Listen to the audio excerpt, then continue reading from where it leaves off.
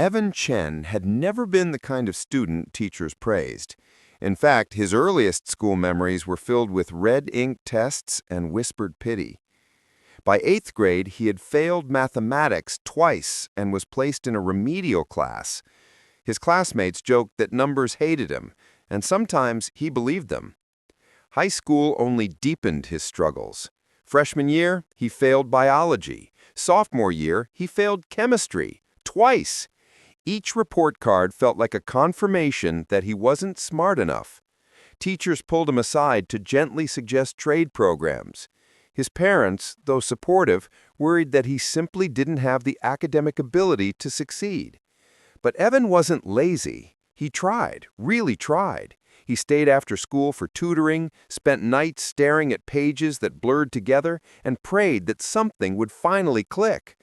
Still, test after test came back with crushing results.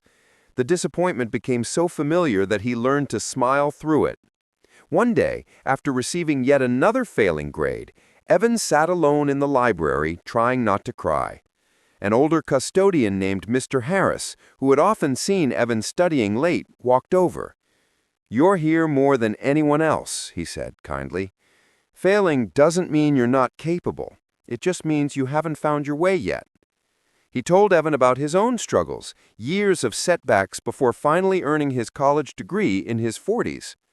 Something about that conversation shifted Evan's mindset.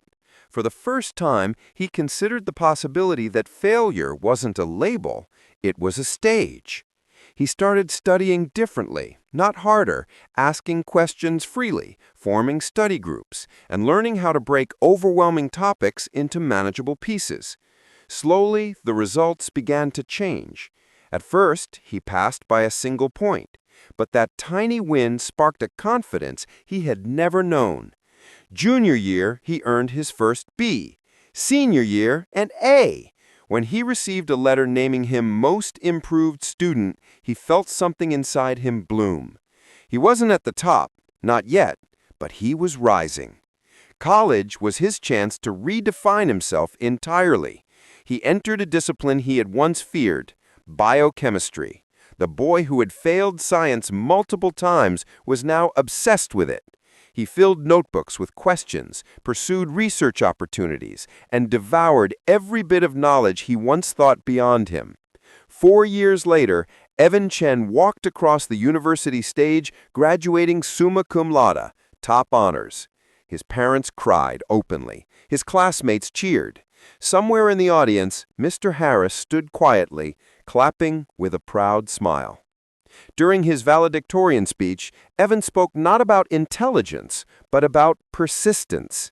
He said success doesn't belong to the students who never fall, but to those who rise every time the ground hits them. Evan's journey wasn't defined by the failures he suffered, but by the courage that carried him beyond them. And as he looked out at the sea of graduates, he knew his story had only just begun.